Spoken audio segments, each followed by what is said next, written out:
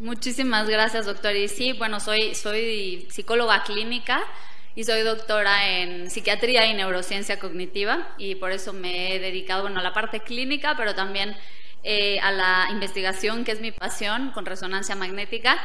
Y bueno, pues agradezco muchísimo la invitación a un año más de este coloquio de neurohumanidades, en donde nos permiten pues presentarles qué ha pasado en el año que hemos estado trabajando y qué ha surgido de nuevo. Así que bueno, les voy a presentar hoy, sí vamos a hablar de neurotoxicología, pero también les quiero hablar en general del neurodesarrollo. El neurodesarrollo para mí es una parte fundamental en mi práctica clínica, porque trabajamos con niños, adolescentes y jóvenes.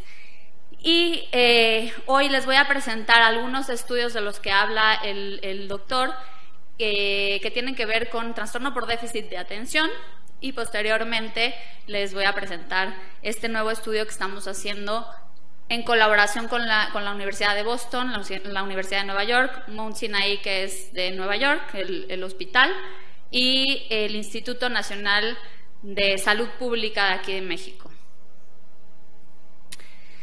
Bueno, les comentaba que para mí el neurodesarrollo es una parte fundamental de estudiar, porque es un proceso muy dinámico, y nosotros, al entender qué es lo que está pasando desde la concepción, incluso desde el embarazo y la concepción y toda la cuestión de desarrollo después, es importantísima para entonces entender qué estamos qué estamos tratando en la clínica y cómo vamos a hacer mejor nuestros diagnósticos y nuestros tratamientos.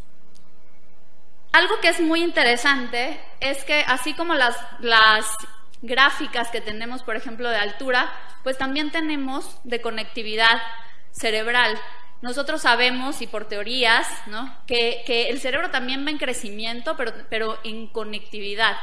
Cuando estamos hablando de primeras etapas, hay poca conectividad, a lo mejor a larga distancia, y luego el cerebro va creando conectividad más compleja, de tal forma que vamos como haciendo circuitos más especializados.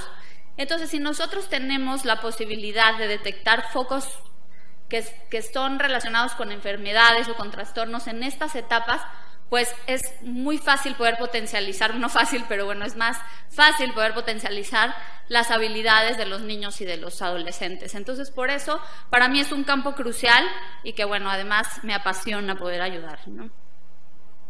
Y aquí les traigo un esquema que ilustra mejor esto que les estoy comentando.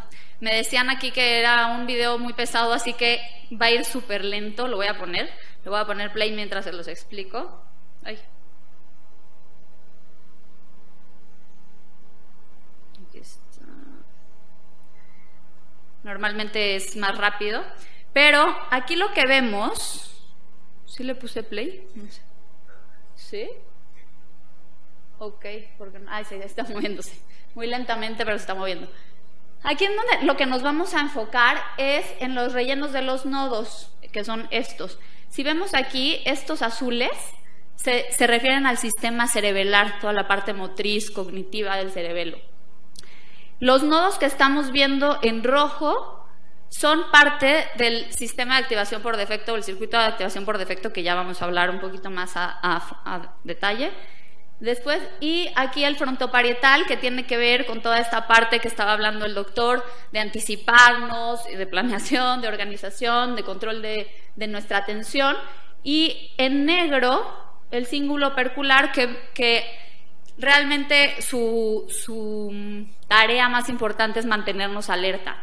Entonces, lo que están viendo aquí es, al principio del video se veía cómo en etapas tempranas del desarrollo está la conectividad. Si ustedes se dan cuenta, están como muy segregadas las áreas. Incluso, por ejemplo, este sistema está aparte. Y conforme va pasando las etapas del desarrollo, va habiendo mayor conectividad entre circuitos, de tal forma que de pronto se vuelve una red mucho más compleja y especializada. Entonces, como si está muy lento, les voy a poner aquí. ¿Sí? Bueno, ok. Cómo se va haciendo la conexión poco a poco estos circuitos. Y ahorita van a ver, por ejemplo, el circuito de activación por defecto, que es el que les digo que vemos en rojo, cómo se va especializando, y cuando ya está, bueno, estas imágenes son de más o menos de personas desde los 7 años hasta los 25, 26 años. Entonces vamos viendo cómo va cambiando la conectividad. Y esto, pues, solamente estamos hablando de algunos de los circuitos que son importantes, pero pues tenemos otros tantos circuitos relevantes de conectividad. Bueno, creo que ahí sí para allá.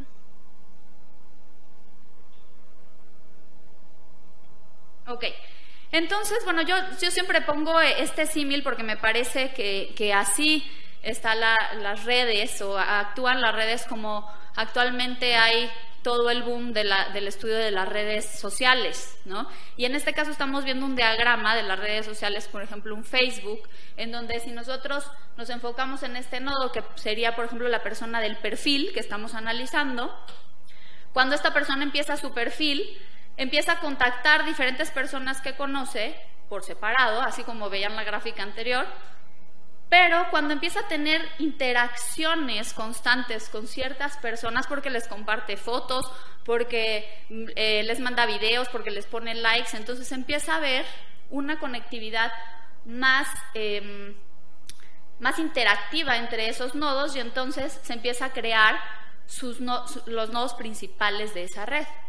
Esto no quiere decir que esta persona también tenga al mismo tiempo conectividad con esta otra que está, por ejemplo, por acá, aunque ya es menor, es a larga distancia menor, pero esta a su vez se va conectando con todos estos nodos por ejemplo, algún interés en común que tengan, a lo mejor ejercicio o lo que sea, y entonces se hacen submundos o mundos pequeños dentro de este gran universo que es la red de esta sola persona.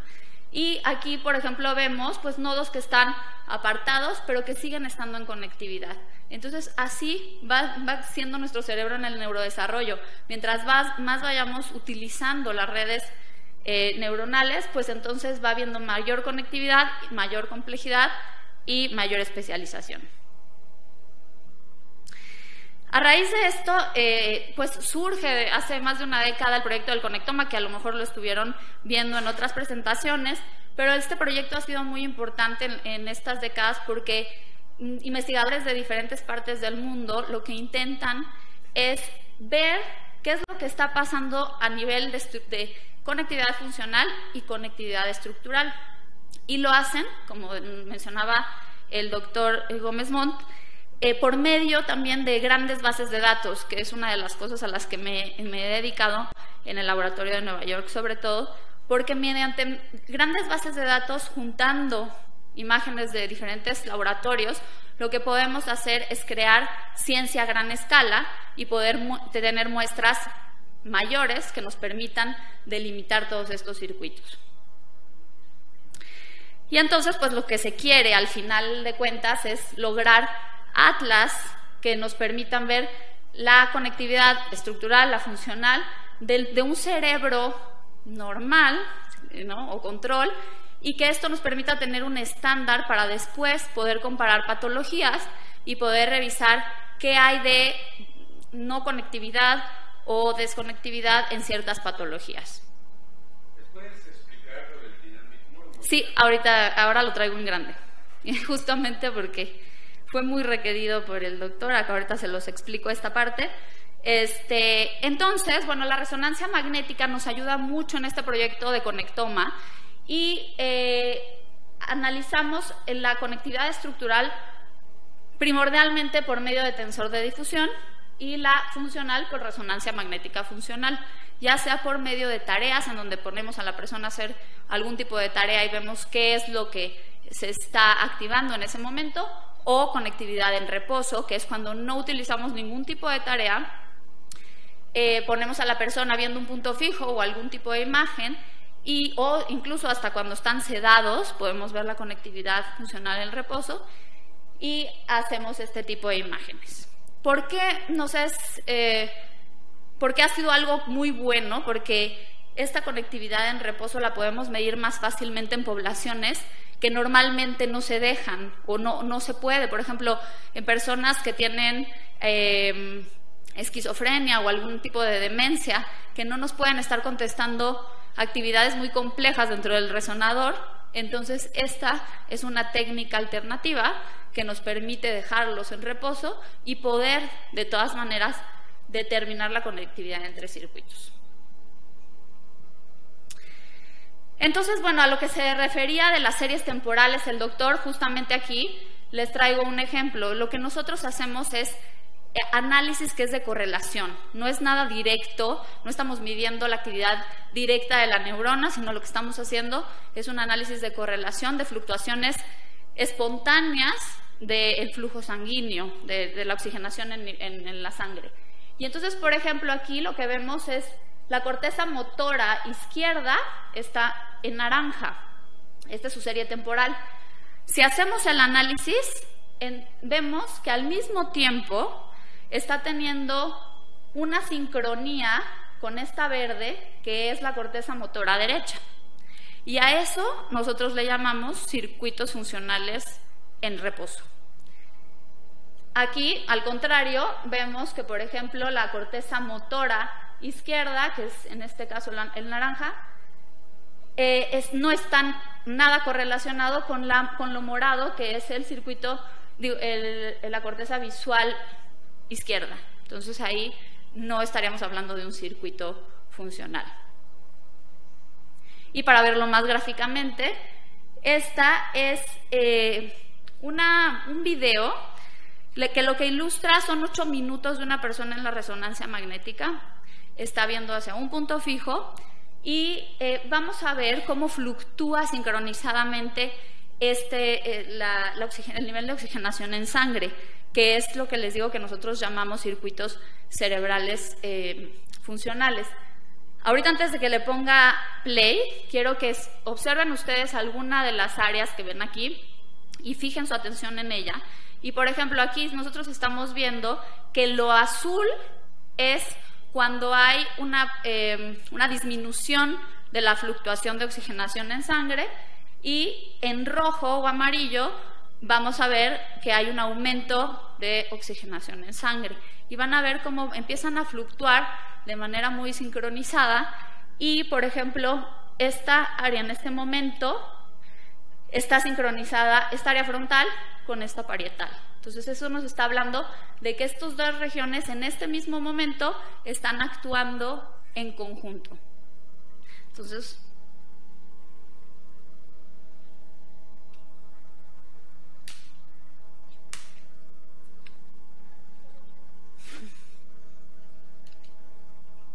como ven, las fluctuaciones van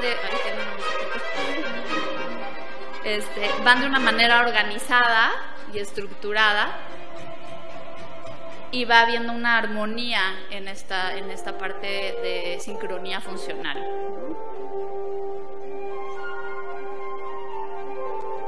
Y esto pues es a lo que le llamamos circuitos funcionales en reposo. Por ejemplo, acá más insular, con córtex más temporales, y eso es lo que nos permite analizar de esta manera el cerebro. Entonces, bueno, ¿por qué para nosotros ha sido muy importante estudiar el trastorno por déficit de atención? Es un trastorno que la verdad es que nos da mucha información acerca del neurodesarrollo, porque es un trastorno que se presenta muy frecuentemente, que ha sido diagnosticado mal por muchos años, y que hay veces que hay niños que están sobrediagnosticados y que hay que tener cuidado con eso, pero realmente afecta su capacidad de estar poniendo atención, de poder controlarse, de planear y organizar metas a corto y a largo plazo, que esto tiene que ver con todo lo que nos comentaba en esta plática anterior el doctor Gómez Montt, que no es solamente que sea planeación, organización y ejecuto una meta, pero en este proceso que es más complejo, ellos tienen un problema y no logran llegar a sus objetivos. Entonces también tienen problemas, por ejemplo, en su capacidad de memoria de trabajo. No pueden almacenar información a corto plazo, y esto no les permite tener una buena ejecución pues en varios ámbitos. Si estamos hablando de una persona en la edad adulta, pues en el trabajo, pero en el caso en el que estudiamos nosotros más, la parte de niños, pues es en la escuela, que tienen problemas en el ámbito académico, en el familiar y por supuesto en el social, porque se empiezan a frustrar, no saben tomar decisiones adecuadamente y entonces empiezan a sentir que no son capaces de hacer lo mismo que los demás y por consiguiente pues empiezan a tener problemas en esta área. La cuestión más importante para nosotros también es esto, que si nosotros no detectamos adecuadamente este padecimiento, muchas veces va a traer cosas en el futuro que son muy relevantes para nuestra sociedad. Una de las más relevantes es las adicciones. Si nosotros no controlamos, el trastorno por déficit de atención tiene mucha relación con personas que después consumen sustancias.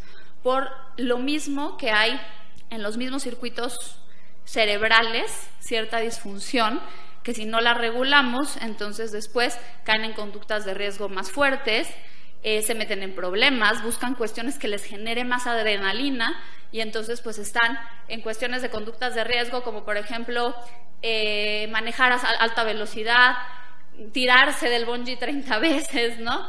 Y esto a la vez les permite, más bien no les permite seguir a veces en la escuela o cambian de trabajo constantemente. Entonces esto es una cuestión que nos impacta a nivel social porque entonces les digo, muchos caen en adicciones y pues en delincuencia. Entonces si nosotros lo vamos haciendo en retrospectiva y vamos detectando a tiempo, vamos a poder tener algo que ver que impacte en el futuro de estos niños. Entonces, a raíz de que vimos todo este boom de conectividad, del conectoma, de la ciencia a gran escala, nos surge esta publicación en el año 2012, porque nosotros pues nos enfocábamos en estudiar mucho el trastorno por déficit de atención y el trastorno por déficit de atención se decía que el circuito principal que estaba alterado era el circuito frontal, nuestro circuito ejecutivo. Sin embargo, como tenemos esta visión de redes, nos permitió darnos cuenta que va más allá de eso y que el ir más allá de eso nos permite tener ciertas herramientas para que entonces nosotros podamos focalizar el diagnóstico también en otro lado y ahora les voy a presentar lo que pasa a nivel cerebral y cómo esto nos impacta en el área clínica. Entonces, hicimos una revisión exhaustiva de los estudios de resonancia magnética en TDA y algo que encontramos fue esto. Cuando empezó toda la parte del conectoma y de la resonancia funcional, hubo una publicación muy importante de Yale en 2011 en donde se estandarizaron estos circuitos como en el cerebro en general. Y aquí vemos, por ejemplo, el sistema visual, que lo van a ver en morado fuerte, y aquí se los puse en otra perspectiva también, el circuito visual, el circuito somatomotoro en azul, el circuito dorsal atencional y ventral atencional, que parece ser que son dos circuitos que están interactuando continuamente y que en este caso está en verde y en pues rosa o morado un poquito más claro. El límbico de las emociones, que está en color como beige aquí, y acá lo tenemos en beige o verdecito. El frontal parietal, que tiene que ver con esta parte de control atencional, dirección de nuestros objetivos, que está en color anaranjado, y el Default Mode Network o circuito de activación por defecto, que es uno de los que ha sido más estudiados en esta última década y que ahora les voy a comentar. Ahora, cuando nos dimos cuenta, no solamente el frontoparietal era el que estaba alterado en TDA, sino que muchos de estos circuitos tienen sus fallas y como dice el doctor, pues todos los circuitos están en sincronía y si uno está fallando a lo mejor va a tener fallas en el otro. Entonces nos dimos cuenta que eran varios de los circuitos, pero los principales dos hallazgos fueron los siguientes que les quiero compartir. El primero fue en el circuito de activación por defecto. Y justamente, no sé si ya han hablado en estas jornadas del circuito de activación por defecto. ¿No? Ok, entonces en el circuito de activación por defecto resulta que, sí, pues en el 2002 más o menos, cuando se estaban haciendo estudios de resonancia magnética con paradigma, cuando la persona se quedaba sin hacer la tarea, es decir, en esos momentos en los que le decía pare de hacer la tarea, quédese un rato y después vuelva a hacer la tarea, se daban cuenta que había un circuito basal, un circuito que en reposo a todos se nos activaba. Y entonces, que eran las mismas áreas que estamos viendo aquí en color anaranjado o amarillo. Y las áreas, curiosamente, pues son áreas frontales y áreas que, bueno, este es el cíngulo posterior, y áreas temporales. Entonces se empezó a decir que este circuito es el circuito de cuando estamos soñando despiertos. Es decir, que estamos pensando en todas nuestras cuestiones que traemos en la memoria y cómo esto lo vamos trayendo para generar planes a futuro. Y entonces este circuito se empezó a estudiar y por eso surge la resonancia magnética funcional en reposo, porque sin tarea podemos hacer este análisis y ver qué está pasando con este circuito, además de otros circuitos, pero este es uno de los más importantes. Entonces aquí pueden ver que con resonancia magnética funcional se ve de esta manera. Estos son los principales nodos, aunque ya si lo estudiamos más profundamente podrán ver que tiene más conexiones con otras áreas, pero estos son los principales nodos. Y luego con resonancia estructural, que es el tensor de difusión, miren, volvemos a ver aquí en amarillo los nodos principales de este circuito.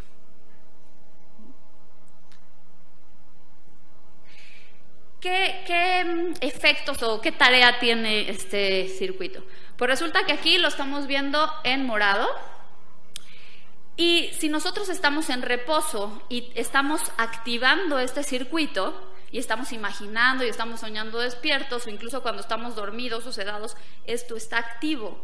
A la hora que nosotros tenemos que utilizar un circuito de tarea o ejecutivo o atencional, por ejemplo, en este momento a lo mejor alguien estaba pensando, ¿no?, en la inmortalidad del cangrejo, pensando qué va a hacer mañana, estaba como desconectado, están con su circuito de activación por defecto activo, pero en el momento les llama la atención esto y entonces su sistema atencional sube, aumenta, y lo que se supone que debe de pasar, o lo que debería de pasar para que haya un buen funcionamiento de estos circuitos, es que el circuito de activación por defecto baje o se atenúe para que entonces nuestro circuito atencional aumente y podamos verdaderamente poner atención. Entonces, por ejemplo, en este caso están anticorrelacionados este circuito rojo, que sería el ejecutivo, y el Default Mode Network, que es el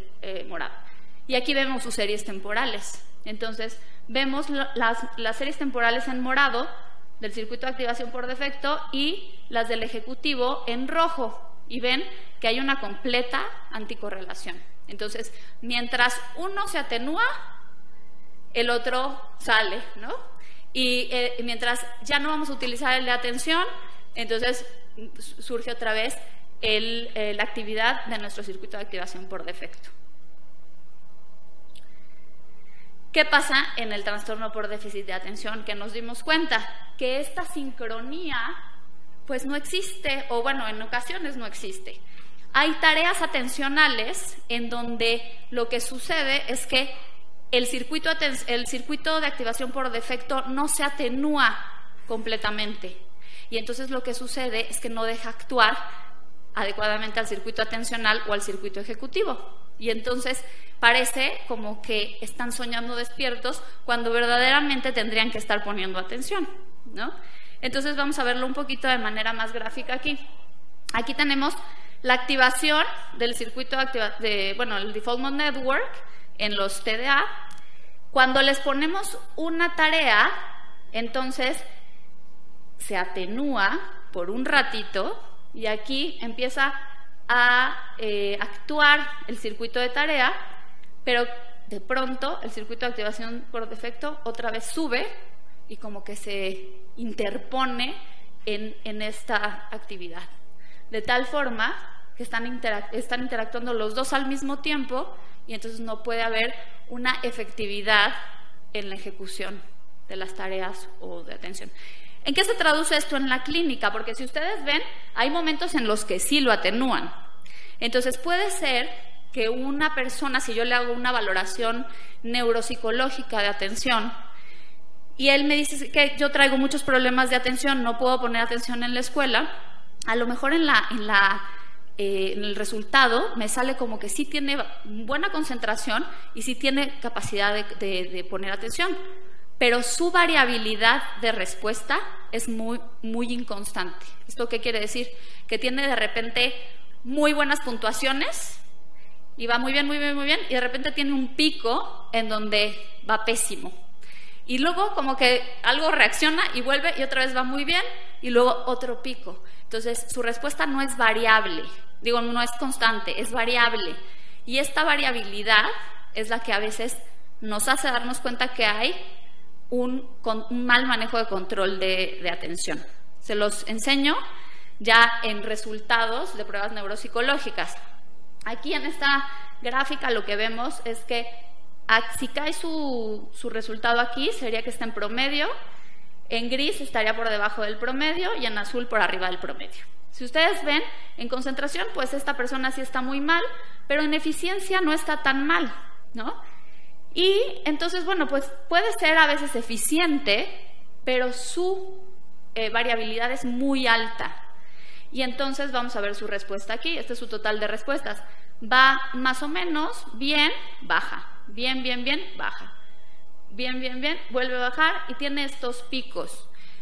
Si nosotros hacemos una prueba, bueno, quisiera pensar que cualquiera de ustedes tiene muy buena atención, entonces si les hago yo una prueba, probablemente su gráfica sale a lo mejor bajita aquí, sube aquí y tiene más constancia, incluso a veces hasta sube, ¿no?, en el transcurso de la prueba. Y entonces aquí lo que estamos viendo, incluso les digo que hay veces que nos sale que está aquí en nivel de concentración, pero su variabilidad es muy alta. Y ahí tenemos que tener cuidado porque entonces posiblemente está teniendo un trastorno por déficit de atención, pero no basado en su eficiencia ni concentración, sino en su variabilidad de respuesta. Y otro de los hallazgos que encontramos fue el sistema visual. Parecería como muy obvio, pero la realidad es que en los estudios de resonancia magnética y neurobiológicos no se hablaba de una afectación o déficit en el sistema visual de las personas con TDA. Y aquí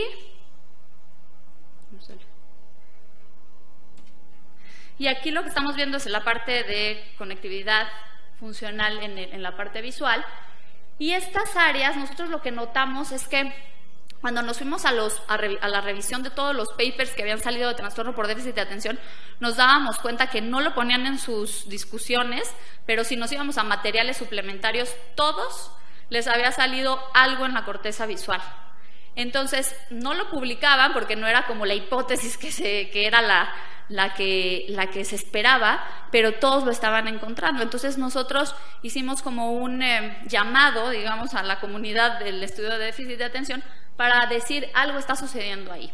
Y tiene sentido porque, bueno, pues con todos los modelos atencionales que existen actualmente, las áreas que más veíamos afectadas en resonancia magnética, pues tienen interacción sobre todo con este circuito dorsal atencional, que es la corteza intraparietal y el frontal eye fields, que es lo que veíamos que nos permite mover nuestros ojos incluso antes de que se nos presente un estímulo. Entonces esto nos permite reorientar nuestra atención hacia donde es necesario, nos están diciendo en ese momento que es necesario, y eso pues está afectado en el trastorno por déficit de atención.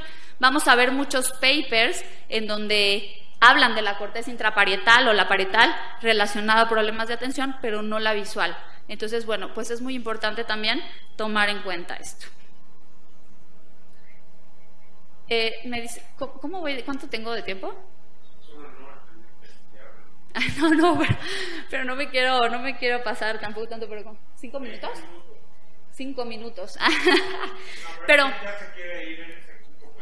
no, pero bueno, vámonos, esto es un poquito más rápido. Pero bueno, ¿por qué entramos en el mundo de la toxicología? Realmente, bueno, tuve la oportunidad de empezar a colaborar con un grupo les digo, de Mount Sinai en Estados Unidos, porque ellos estaban interesados en ver qué pasaba con la exposición a metales pesados y pues lamentablemente digo, bien porque voltearon a ver a México para hacer el estudio, pero mal porque pues nos voltearon a ver por contaminación, porque hay más exposición a materiales pesados y entonces nos empezamos a meter en esta parte que la verdad es una muestra muy interesante. Y no sé si han escuchado, pero hay un término nuevo que se llama exposum o exposoma, que se refiere a que toda la cuestión externa, la contaminación, el estrés, el ambiente, lo que pasa en el embarazo, la exposición a materiales pesados, la dieta, que todo esto tiene un impacto y que también nos va a repercutir en ciertas patologías. Entonces, que no lo podemos dejar atrás para poder estudiar el neurodesarrollo. Y entonces, uno de los principales momentos en donde es importante hacer estos estudios, pues es durante el embarazo o en las primeras etapas de vida, porque de esa forma vamos a poder pues prevenir ciertas circunstancias a largo plazo. Y con el estudio de resonancia magnética podemos ir detectando qué cuestiones se relacionan con estas exposiciones y el cerebro, ¿no? Y bueno, ya después también les podré hablar de esto, pero es estudios recientes que han visto que en los dientes de los niños que se caen, podemos ver también mucho de estos materiales, cómo está la concentración de estos materiales pesados, y se pueden hacer estudios también muy interesantes. Entonces, nació este estudio, que es el proyecto piloto de todo lo que tenemos planeado, pero bueno, ya salieron los resultados y eso es lo que les quería venir a presentar también hoy.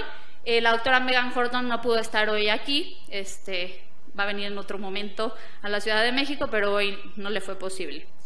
Pero, ¿qué vimos en este estudio? Analizamos el manganeso en específico, porque nosotros, bueno, en mamás que llegaban al Instituto Nacional, bueno, a muchos IMSS, eran 4 IMSS, se les hacía, ahorita les voy a quedar primero, eran en 4 clínicas del IMSS, del 2007 al 2011, se les hacía un cuestionario para ver si aplicaban para este estudio y tenían que tener menos de 20 semanas de embarazo, ser mayores de 18 años, no tener enfermedades y pues quererse quedar aquí en la Ciudad de México por lo menos 3 años porque era un estudio longitudinal. Y entonces a estas mamás se les hacía el estudio de sangre para ver qué tanta concentración de materiales pesados tenían ellas. Como ven, son 948 personas, de las cuales se fueron siguiendo 760, y en este estudio piloto que les voy a presentar solamente son 20, porque queríamos hacer el estudio piloto de resonancia magnética. ¿Por qué nos enfocamos en el manganeso específicamente en este proyecto piloto? Porque sí es un buen nutriente, pero si está en altos niveles de exposición, es neurotóxico, porque se utiliza mucho en las industrias y lamentablemente en México la exposición a manganeso es mayor que en Estados Unidos y Canadá. Se ingiere o se tiene por medio de la inhalación, la dieta o la tierra o el agua contaminada, que ese es un problema que tenemos aquí en México, y además porque queríamos estudiar qué estaba pasando en el embarazo y si se transporta por la placenta y su concentración aumenta durante el embarazo. Entonces, hay además, bueno, ha habido muchos estudios que ya han hecho esta relación de la exposición al manganeso y la cuestión emocional, que tanto hay de riesgo a que presenten problemas internalizados que tienen que ver con ansiedad, depresión. Entonces, bueno, volviendo a esta tabla, lo que vemos, nada más no me voy a detener mucho, pero más o menos el promedio de edad era de 27 años, La edad gestacional, casi todas estaban en 38 semanas a término, y se les hizo pruebas de plomo, manganeso, zinc. Y esto, aunque se ve aquí en letras chiquitas, pero son todas las pruebas que hemos hecho. Pues se obtuvo cuestiones demográficas, pero también se han obtenido cuestionarios de comportamiento, tanto para la mamá como para el niño, ya porque ahorita ya tienen 10 años, pero primero empezamos aquí, en donde en el segundo y en el tercer trimestre del embarazo se les empezó a contactar. Al nacimiento se les siguió a los 6, 12, 18 y 24 meses, y después a los 6 y 7 años de los niños, cuando ya habían pasado ciertas evaluaciones cognitivas y psicológicas, entonces se les invitó a participar en el proyecto piloto. Y bueno, esto que ven aquí de 8, 9 y 10 años ya es lo que vamos a hacer actualmente, pero aquí se hizo el proyecto piloto. Nos enfocamos en este proyecto piloto, aunque se obtuvieron imágenes de conectividad estructural y estructurales, aquí nos enfocamos en lo funcional que les mencionaba. ¿Y qué encontramos a grandes rasgos? Primero, el principal hallazgo fue que el globo pálido, que bueno, pues es parte del sistema subcortical, de los ganglios basales, está teniendo conectividad negativa con el cíngulo anterior y también con zonas frontales que tienen que ver con el circuito límbico. Entonces, para nosotros eso fue un prehallazgo importante, porque entonces nos está hablando de que el manganeso sí está actuando en sistemas límbicos que están relacionados con lo que ya otros autores habían encontrado, que era con estos síntomas internalizados de ansiedad y depresión. Y lo que nosotros ahora queremos hacer, y en este nuevo proyecto que ya están dando, es meter muchas más escalas que midan esa cuestión de síntomas internalizados y externalizados, para ver más la relación que existe entre estos hallazgos. Dos hallazgos que encontramos, que también me pareció en lo personal muy interesante por el tema que yo les platiqué de trastorno por déficit de atención, es que el cíngulo anterior está teniendo relación negativa o conectividad, disminución en la conectividad con zonas de la ínsula y el córtex frontal orbitofrontal, que esto nos está hablando también del manejo emocional, pero también de cómo están percibiendo recompensas a largo plazo, que esto nos lo relaciona con problemas de impulsividad. Entonces, esto está para mí más relacionado con la cuestión que yo estudio, que son los problemas de neurodesarrollo como trastorno por déficit de atención. Y aquí vemos la corteza occipital, que está teniendo una conectividad negativa con la ínsula. Entonces, estos dos hallazgos no fueron nuestros principales hallazgos. ¿Por qué? Porque nosotros al covariar o al meter como covariable el plomo, pues ya no sobrevivían esos datos. ¿Qué nos quiere decir? Que la mezcla de estos dos metales está haciendo algo en esta función, por lo cual el plomo está teniendo que ver también con eso. Pero como les digo, para mí pues es interesante, porque entonces el plomo a lo mejor está teniendo una interacción que nos está dando síntomas más externalizados, que son agresividad, impulsividad, etc. Y bueno, ya nada más rápido les presento qué vamos a hacer en los próximos pasos. Lo que vamos a hacer es medir los metales en los dientes de los niños, que ya se les están cayendo ahorita y estamos recolectando, y porque eso nos da una perspectiva más de la exposición que tuvieron en los primeros años, aparte de haberla tenido en el embarazo, ahora también en los primeros años. Y se van a hacer resonancias magnéticas de 240 niños, y vamos a estudiar, como les dije, muchas pruebas neuropsicológicas, psicológicas de la mamá y del niño, todas estas que ven aquí. Entonces, bueno, este es nuestro plan. Estamos en este momento y estamos a punto de empezar a recolectar las imágenes. Van a ser 55 por año. Lo de los dientes también se va a recolectar, y bueno, ya finalmente en 4 o 5 años tendremos el análisis de esta muestra. Y bueno, pues no quiero dejar de agradecer, porque son muchas personas las que tienen que ver con este estudio, en especial pues Megan Horton, que que quisiera haber venido hoy, pero bueno, no pudo estar aquí con nosotros. Y está el doctor Castellanos, que pues ha sido mi mentor durante muchos años de NYU, y estas personas del Instituto Nacional de Salud Pública y de Boston University. Pues les agradezco muchísimo su atención y pues espero traerles novedades el próximo año.